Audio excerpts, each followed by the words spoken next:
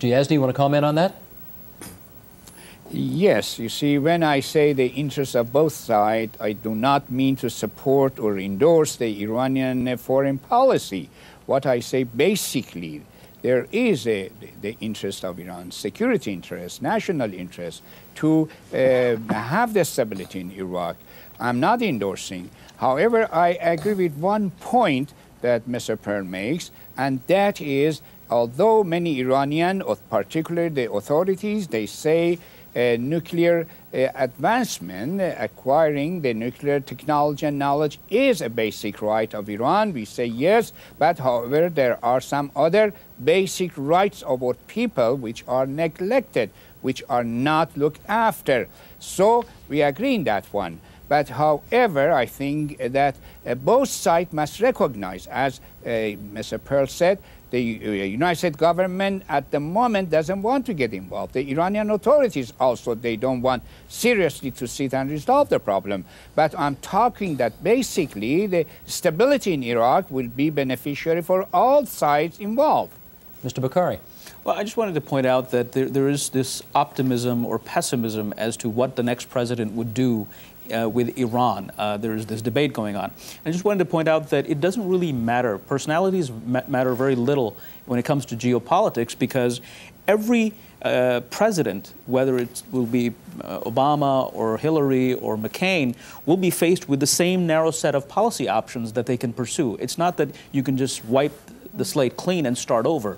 You're given a heritage, a legacy that you have to take forward and do the best you can. So the Iranians are looking at that. They know that, and they're debating with themselves that, okay, shall we deal with the Bush administration and make substantial progress right now on Iraq, or shall we wait for the next president? What's going to suit our interests better? So they're calculating that at this point in time. I want to move our discussion into an area of comparing these two quite great countries, and whether they are, at the end of the day, not more similar than different when judged in a different way. The United States clearly sees itself as an exceptional country in the world with a special mission, if you like, for the world. And I wonder, Victoria, does Iran see itself the same way? Oh, definitely, especially this administration. President Ahmadinejad's administration actually sees itself as having a world historical mission. And yes, I agree.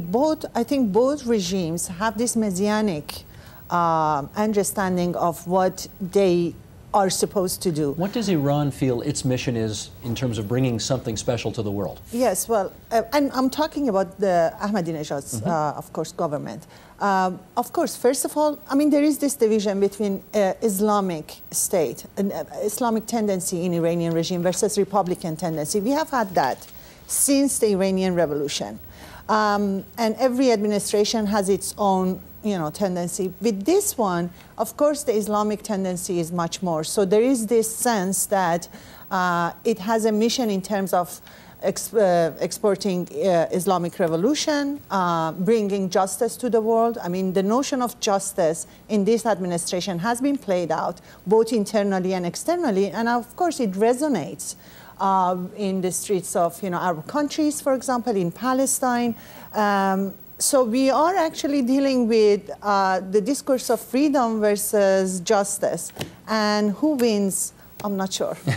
I want to get Mr. Yazdi on this because some of our viewers who have very good memories back to 1979 and Ayatollah Khomeini's taking over power in Iran will remember that you were right there at his side, and that you were maybe not the first, but perhaps the second foreign minister in Iran's revolutionary history, in the Islamic Republic's history. And I want to know, I want to get your sense as well about what Iran feels it brings in terms of a special quality to the world today.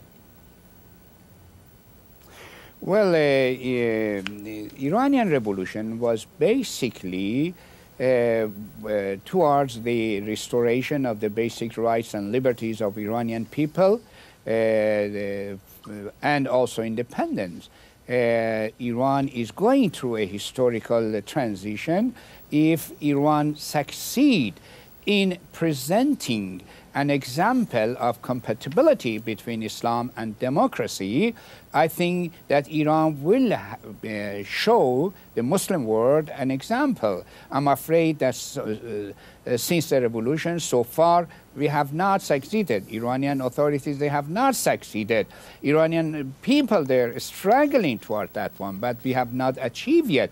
But however, if one considers the significance of the interest between the relation between the Muslim world and the Northern Hemisphere, between the Western countries, then a successful experiment with in the compatibility of Islam and democracy is very important. This is what the Iranian people have been trying and still are trying to do.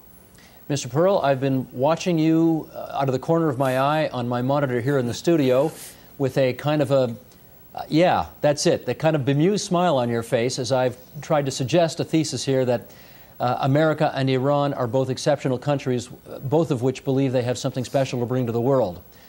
You are now free to take the hammer and beat the heck out of that if you want. Go ahead. Well, I think there are obviously some very big differences. The United States is not sponsoring terrorist movements with a view to undermining governments so that those governments can be transformed into lookalikes for the United States. I should say people in Iraq might disagree with that. Well, they might, but there's no American Hezbollah, there's no American Hamas. We're entirely different in that regard. I find it interesting that Mr. Yazdi thinks that the people of Iran are working toward a successful experiment in democratic Islam. There are such successes. You find them in Turkey and Indonesia, but it's the last thing I expect to find in Iran, where there are no individual rights, where people are tortured, where there's no free press. There's no progress in that direction as far as I can tell. If anything, things have been moving backwards. Mr. Yazdi, you want to take issue with that? There is a political suppression in Iran. Let me tell you, there is a suppression, political suppression in Iran because Iranians working hard for their rights and the restoration of their rights. When I say that Iranian experiment, I'm not supporting the Iranian policy, government policy. I'm talking about the Iranian people. I have full trust on Iranian people that they are working hard toward democratization of their society. This is why they are suffering.